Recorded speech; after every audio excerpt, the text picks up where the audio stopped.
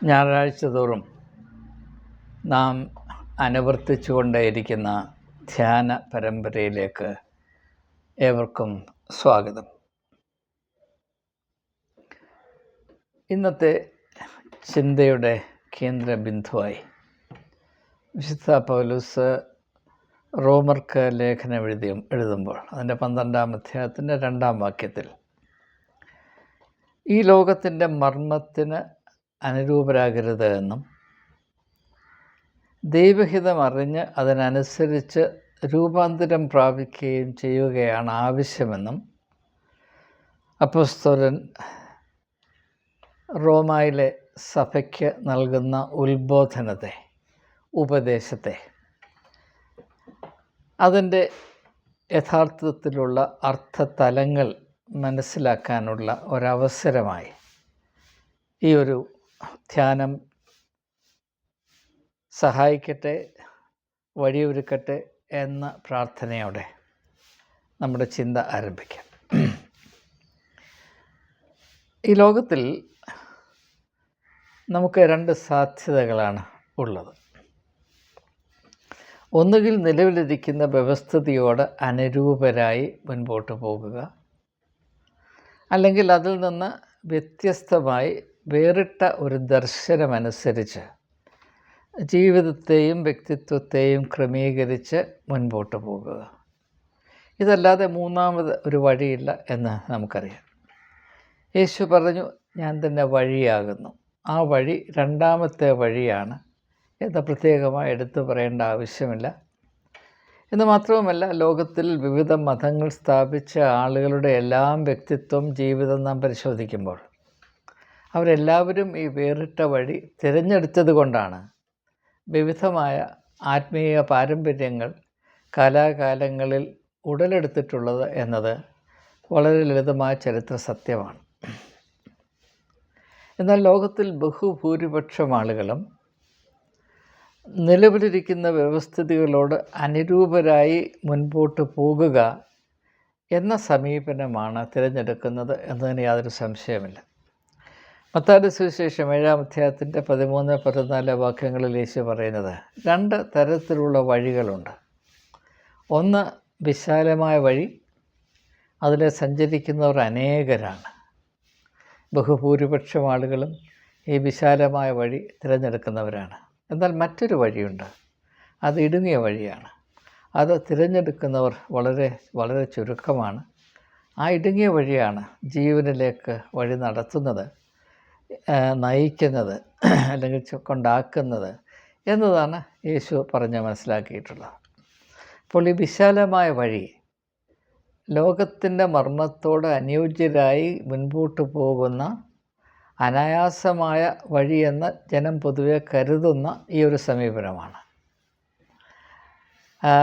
ദൈവഹിതം എന്തെന്ന് തിരിച്ചറിഞ്ഞ് വ്യക്തിത്വത്തിൽ രൂപാന്തരം പ്രാപിച്ച് വേറിട്ട വഴിയെ സഞ്ചരിക്കാൻ താല്പര്യപ്പെടുന്നത് ഇടുങ്ങിയ വഴിയെ തിരഞ്ഞെടുക്കുന്നതിന് സദൃശമാണ് എന്ന് യേശു പഠിപ്പിച്ചത് ഈ ഒരു യാഥാർത്ഥ്യത്തെ കുറച്ചുകൂടെ സ്പഷ്ടമാക്കുവാൻ സഹായിക്കും എന്നതുകൊണ്ട് ഞാൻ ഒന്ന് പരാമർശിച്ചു എന്നത് മാത്രം. നമുക്ക് അപ്പോസ്തലനായ പൗലോസിൻ്റെ വാക്കുകൾ മാത്രം അല്പസമയം ശ്രദ്ധിക്കാം. അദ്ദേഹം പറയുന്നത്, നിങ്ങൾ ഈ ലോകത്തിൻ്റെ മർമ്മത്തിന് അനുയോജ്യരാകരുത്. ഇത് വളരെയധികം തെറ്റിദ്ധരിക്കപ്പെട്ട ഒരു ഉപദേശമാണ്. അതുകൊണ്ട് തന്നെ ഇതുകൊണ്ട് അപ്പോസ്തലൻ യഥാർത്ഥത്തിൽ എന്താണ് ഉദ്ദേശിച്ചത് എന്ന് മനസ്സിലാക്കേണ്ട ഒരാവശ്യം എന്ന് പൂർവാധികമായുണ്ട് എന്നാണ് അനുഭവത്തിൽ കൂടെ എനിക്ക് ബോധ്യമാകുന്നത്. ഇതിൽ ആദ്യമായി എങ്ങനെയാണ് ഈ ഭാഗം ധരിച്ചിരിക്കുന്നത് എന്ന് സൂചിപ്പിച്ചുകൊണ്ട് നമ്മുടെ അന്വേഷണം ആരംഭിക്കുന്നതാവും ഉചിതം. പലരും ഈ ഒരു വാക്യത്തെ ആസ്പദമാക്കി ലോകത്തോട് വിശ്വാസികൾക്ക് യാതൊരു ബന്ധവും ഉണ്ടാകരുത്, വിശ്വാസിയെ സംബന്ധിച്ചിടത്തോളം ലോകം എന്നത് അയിത്തത്തിൻ്റെയും തീണ്ടലിൻ്റെയും മേഖലയാണ്, ലോകത്തിൽ നിന്ന് മുഖം തിരിച്ച് സ്വർഗത്തിലേക്ക് മാത്രം കണ്ണ് നട്ട് ജീവിക്കണം എന്നതാണ് ഇതിൻ്റെ അർത്ഥമെന്നാണ് പലരും ധരിച്ചു വച്ചിരിക്കുന്നത്. യഥാർത്ഥത്തിൽ പൗലോസ് അപ്പോസ്തലൻ അങ്ങനെ വിശ്വസിച്ചിരുന്നുവെങ്കിൽ അദ്ദേഹം 3 ഭൂഖണ്ഡങ്ങളിൽ 3 കോണ്ടിനെൻറ്റ്സിൽ യാത്ര ചെയ്ത് സഭകൾ സ്ഥാപിക്കുമായിരുന്നില്ല. ഓരോ സ്ഥലത്തെയും സാംസ്കാരികമായ പ്രത്യേകതകൾ അതിൻ്റെ സൂക്ഷ്മതയിൽ മനസ്സിലാക്കുവാൻ ശ്രമിക്കുമായിരുന്നില്ല.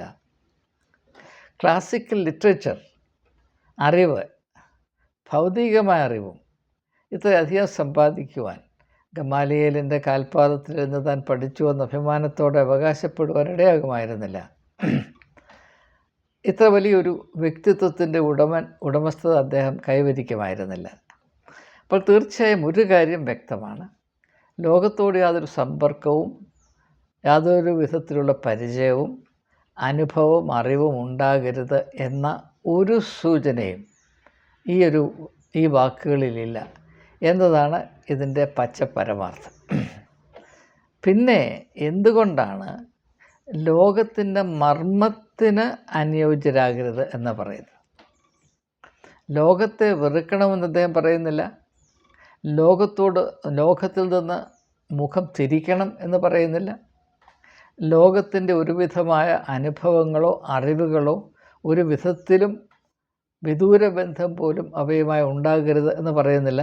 എന്നാൽ ലോകത്തിൻ്റെ മർമ്മത്തിന് അനുരൂപരാകരുത് എന്നാണ് പഠിപ്പിക്കുക.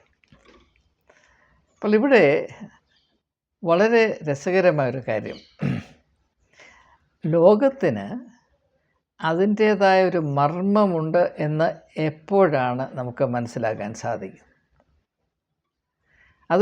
ഈ വാക്കുകൾക്ക് അർത്ഥമുണ്ടാകണമെങ്കിൽ ലോകവുമായി നാം ബന്ധപ്പെടുമ്പോൾ മാത്രമേ ഞാൻ ആവർത്തിച്ച് പറയുകയാണ്, ലോകവുമായി നന്നേ ബന്ധമുണ്ടെങ്കിൽ മാത്രമേ ലോകത്തെ നയിക്കുന്ന ലോക ദർശനത്തിൻ്റെ പ്രവൃത്തിയുടെ അനുഭവങ്ങളുടെ കേന്ദ്ര ബിന്ദുവായ ഒരു മർമ്മമുണ്ട് എന്ന് നമുക്ക് തിരിച്ചറിയുവാൻ സാധ്യമാകുകയുള്ളൂ. നമുക്ക് യാതൊരു ബന്ധവുമില്ലാതെ, യാതൊരു സ്പർശനം പോലുമില്ലാതെ, ഒരു വിധത്തിലും കോണ്ടാക്റ്റ് ഇല്ലാത്ത ഒരു വ്യവസ്ഥിതിയിൽ എന്താണ് പ്രവർത്തിക്കുന്നത് എന്നതിനെപ്പറ്റി നമുക്കെങ്ങനെയാണ് ബോധ്യം വരുന്നത്? ഉദാഹരണമായിട്ട് ഫ്രീ മേസൻസ് എന്ന് പറയുന്നൊരു കൾട്ടുണ്ട്. അവരുടെ മർമ്മം എന്താണ് എന്നോട് ചോദിച്ചാൽ എനിക്ക് വലിയ പിടിയൊന്നുമില്ല. കാരണം എനിക്ക് അവരുമായി യാതൊരു ഇടപാടും ഉണ്ടായിരുന്നില്ല. ഇപ്പം ഞാൻ അവരെപ്പറ്റി 2 പുസ്തകങ്ങൾ വായിച്ചത് കൊണ്ടും വേണ്ടതുപോലെ അതിനെപ്പറ്റി അറിവുണ്ടാകണമെന്നില്ല. അതേസമയം അവരുമായി ഞാൻ ഇൻറ്ററാക്റ്റ് ചെയ്ത ശേഷം ആ ഇൻറ്ററാക്ഷൻ്റെ അടിസ്ഥാനത്തിൽ അവരുടെ നിലപാടും എൻ്റെ നിലപാടും തമ്മിൽ താരതമ്യപ്പെടുത്തി ഞാൻ ചിന്തിക്കുമ്പോൾ അവരുടെ മർമ്മം എൻ്റെ വിശ്വാസ മർമ്മവുമായുള്ള ആ ചേർച്ചയില്ലായ്മ അല്ലെങ്കിൽ ആ ഒരു സംഘർഷം നമുക്കെന്താണ് എന്ന് വ്യക്തമായി മനസ്സിലാക്കാൻ സാധിക്കും. അപ്പോൾ ലോകത്തിൻ്റെ മർമ്മത്തിന് അനുയോജ്യരാകരുത് എന്ന് പറയുമ്പോൾ അത് നാം വായിക്കേണ്ടത് ലോകത്തിൻ്റെ മർമ്മത്തെ തിരിച്ചറിയുക. അതറിയാതെ എങ്ങനെയാണ് ഞങ്ങൾ അനുരൂപരാകയില്ല എന്ന് പറയുന്നത്? എനിക്കറിയാൻ വയ്യാത്ത കാര്യത്തോട് ഞാൻ അനുരൂപനാകയില്ല എന്ന് പറയാൻ എനിക്കെങ്ങനെ സാധിക്കും? സാമാന്യ ബുദ്ധി ഉപയോഗിക്കണ്ടേ? അപ്പോൾ ലോകത്തിൻ്റെ മർമ്മം അറിയുക നമ്മുടെ ആത്മീയമായ കടമയും ആവശ്യവുമാണ്. രണ്ടാമതായി മനസ്സിലാക്കേണ്ടത്, ലോകത്തിൻ്റെ മർമ്മം ഇപ്രകാരം വേണ്ടതുപോലെ തിരിച്ചറിയണമെങ്കിൽ ലോകവുമായി നമുക്ക് നല്ല ഇടപാടുകൾ ഉണ്ടാകണം, നന്നേ ബന്ധപ്പെടണം. മാത്രവുമല്ല, വേണ്ട വിധത്തിലുള്ള ക്ലേശങ്ങൾ നിറഞ്ഞ, അധ്വാനങ്ങൾ നിറഞ്ഞ, ജാഗരൂകതയുള്ള ബന്ധമുണ്ടാകണം, ഇടപാടുകളുണ്ടാകണം. എന്നാൽ മാത്രമേ ഈ അവസ്ഥയിലേക്ക് നമുക്ക് പ്രവേശിക്കാൻ സാധ്യമാണ്. അല്ലാത്തിടത്തോളം കാലം ലോകമെന്നത് വെറും ഒരു ശബ്ദമായിട്ട് മാത്രം നിലനിൽക്കും. ആ ശബ്ദത്തിനൊരു മർമ്മവുമില്ല. അതിനോടെന്താണ് അനുരൂപരല്ലാതിരിക്കുക എന്നത് അങ്ങനെയുള്ള ആശയങ്ങളുടെ പ്രസക്തമല്ല. അപ്പോൾ ഇവിടെ ആദ്യമായി നാം മനസ്സിലാക്കേണ്ട കാര്യം, ലോകം എന്താണെന്നും അതിൻ്റെ അനുഭവങ്ങളും അതിൻ്റെ മർമ്മങ്ങളും പ്രവർത്തന രീതികളും ലക്ഷ്യങ്ങളും സംസ്കാരങ്ങളും എന്താണെന്ന് വ്യക്തമായി ധരിക്കുവാൻ, മനസ്സിലാക്കുവാൻ വിശ്വാസിക്ക് ഒരു കടമയും ആവശ്യവുമുണ്ട്. 2, അങ്ങനെ നാം ലോകത്തെ അതിൻ്റെ മർമ്മത്തോട് അനുബന്ധമായി മനസ്സിലാക്കുമ്പോൾ 2 സാധ്യതകൾ. ഒന്ന്, ആ മർമ്മത്തോട് അനുയോജ്യരായിത്തീരുക, അല്ലെങ്കിൽ അതിൽ നിന്ന് വേറിട്ട് മറ്റൊരവസ്ഥ പ്രാപിക്കുക. ഇവിടെ നാം മനസ്സിലാക്കേണ്ട കാര്യം, നാം ലോകത്തിൻ്റെ മർമ്മത്തോട് അനുയോജ്യരായി തീരാതിരിക്കുമ്പോഴും ലോകത്തിൻ്റെ ആ പശ്ചാത്തലത്തിലെ ചട്ടക്കൂടിൽ തന്നെയാണ് നാം വസിക്കുന്നത്. ലൗകികമായ പദാർത്ഥങ്ങളുടെയും വിഭവങ്ങളുടെയും സ്ഥാപനങ്ങളുടെയും വ്യവസ്ഥിതികളുടെയും തട്ടത്തിൽ മാത്രമാണ് നാം വസിക്കുന്നത്. അതുകൊണ്ട് തന്നെ നിരന്തരമായി ഈ യാഥാർത്ഥ്യങ്ങളോട് ഒരു പ്രത്യേകതയുള്ള ബന്ധം പാലിക്കുവാൻ നമുക്ക് ആത്മീയമായ കടമയുണ്ട്. ഇവിടെ നാം മനസ്സിലാക്കേണ്ട ഒരു കാര്യം, ഇത് ആത്മീയതയിലും ദൈവ പരിജ്ഞാനത്തിലും ദാർശനികതയിലും ഒന്നുപോലെ അംഗീകരിക്കപ്പെട്ട മർമ്മമാണ്. നമുക്കേതെങ്കിലും ഒരവസ്ഥയിൽ കൃത്യത, അല്ലെങ്കിൽ ക്ലാരിറ്റി, അല്ലെങ്കിൽ സുതാര്യത, സ്പഷ്ടത പ്രാപിക്കണമെങ്കിൽ അതിന് വിരുദ്ധമായ ഘടകത്തോടുള്ള നമ്മുടെ നിരന്തരമായ ബൗദ്ധികവും ആധ്യാത്മികവുമായ സംഘർഷം നിലനിർത്തുക അത്യാവശ്യമാണ്. സംഘർഷം എന്ന വാക്ക് വാസ്തവത്തിൽ ഉദ്ദേശിക്കുന്നത് ഡയലോഗ് എന്ന അർത്ഥത്തിലാണ്. ഡയലോഗ്, ഒരു സംവാദം. സംഘർഷം എന്ന് പറയുമ്പോൾ കോൺഫ്ലിക്റ്റായി പോകുന്നു. ആത്മീയതയിൽ കോൺഫ്ലിക്റ്റിന് വലിയ സ്ഥാനമില്ല, സംവാദം. എന്നാൽ ഈ സംവാദം നടക്കുമ്പോൾ അതിൻ്റെ ഫലമായി ആത്മീയമായ നമ്മുടെ നിലപാടുകൾ, നമ്മുടെ ധാരണകൾ, നമ്മുടെ ദർശനം കൂടുതൽ സ്പഷ്ടമാകുന്ന വിധത്തിലായിരിക്കണം ഈ സംവാദം നിലനിർത്തിപ്പോകേണ്ടത്. അല്ലെങ്കിൽ നാം ലോകത്തിൻ്റെ മർമ്മത്തോട് അനുരൂപരായി പോകും. അപ്പോൾ ലോകത്തെ ഉപേക്ഷിക്കുക, അതിന് നേരെ കണ്ണടയ്ക്കുക എന്നതല്ല നമ്മുടെ കടമ. പിന്നെയോ ലോകത്തോട് നിരന്തരമായ സമ്പർക്കമുണ്ടാകുക, അതിൻ്റെ വ്യവസ്ഥിതികളുമായി ബന്ധപ്പെടുക. എന്നാൽ അതേസമയം തന്നെ ലോകത്തെ നയിക്കുകയും നിയന്ത്രിക്കുകയും ചെയ്യുന്ന മർമ്മവുമായി അനുരൂപരാകാതെ അതിനോട് എപ്പോഴും മനഃപൂർവ്വമായി, കോൺഷ്യസായി, ഡെലിബറേറ്റായി വിയോജിച്ചുകൊണ്ട് അതിൻ്റെ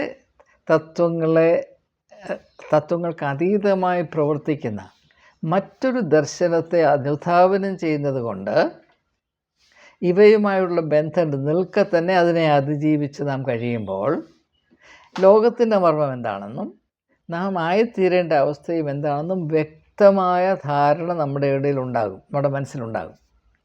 വിശ്വാസിയുടെ ജീവിതം ഇന്ന് അവ്യക്തതയുടെ ഒരു ഭൂഖണ്ഡമാണ്. You ask any believer regarding the fundamentals of his faith, തികച്ചും പരിതാപകരമാണ്. വ്യക്തമായ യാതൊരു ധാരണയും ആർക്കുമില്ല, വിശ്വാസിക്കുമില്ല, അവനെ കൈപിടിച്ച് നടത്തുന്ന വ്യക്തികൾക്കുമില്ല. യേശുവിൻ്റെ ഭാഷയിൽ പറഞ്ഞാൽ അന്ധനെ വഴികാട്ടുന്ന ഒരു പ്രത്യേക ഒരവസ്ഥയിലാണ് കാര്യങ്ങൾ ഇങ്ങനെ കുഴഞ്ഞു മറിഞ്ഞ് കിടക്കുന്നത് എന്ന് നമുക്കറിയാം.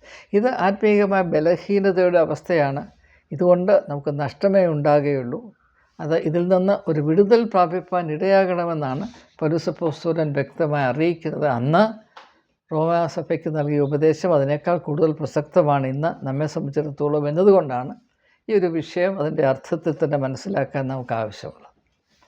അപ്പോൾ അതുകൊണ്ട് ലോകത്തിൻ്റെ മർമ്മം എന്താണ്? ലോകത്തിൻ്റെ മർമ്മത്തിന് ചില വശങ്ങളുണ്ട്. ലോകം ആകമാനമായി പ്രവർത്തിക്കുന്ന പ്രധാനമായും അതിന് 3 വശങ്ങളുണ്ട്.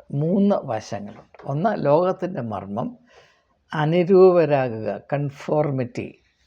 നിങ്ങൾ ലോകത്തിൻ്റെ ഏത് അംശവും പരിശോധിച്ച് നോക്കൂ. ഇവിടെയുള്ള സംസ്കാരമാകട്ടെ, സംവിധാനങ്ങളാകട്ടെ, സ്ഥാപനങ്ങളാകട്ടെ, പ്രസ്ഥാനങ്ങളാകട്ടെ, മതങ്ങളാകട്ടെ, രാഷ്ട്രീയമാകട്ടെ, ബന്ധങ്ങളാകട്ടെ, എന്തുമായിക്കൊള്ളട്ടെ, എല്ലാം അനുരൂപരാകുക, എപ്പോഴും ഒരു പ്രാബല്യത്തിലിരിക്കുന്ന ഒരു വരേണ്യവർഗമുണ്ടായിരിക്കും. അതിന് താഴെയുള്ളവർ അവർക്ക് അനുരൂപരായി അവർക്ക് സന്തോഷം വരത്തക്കവണ്ണം അവർ നിഷ്കർഷിക്കുന്നത് പോലെ അവരുടെ കൽപ്പനകൾ അവരുടെ ഇംഗിതമനുസരിച്ച് കഴിഞ്ഞുകൂടുക.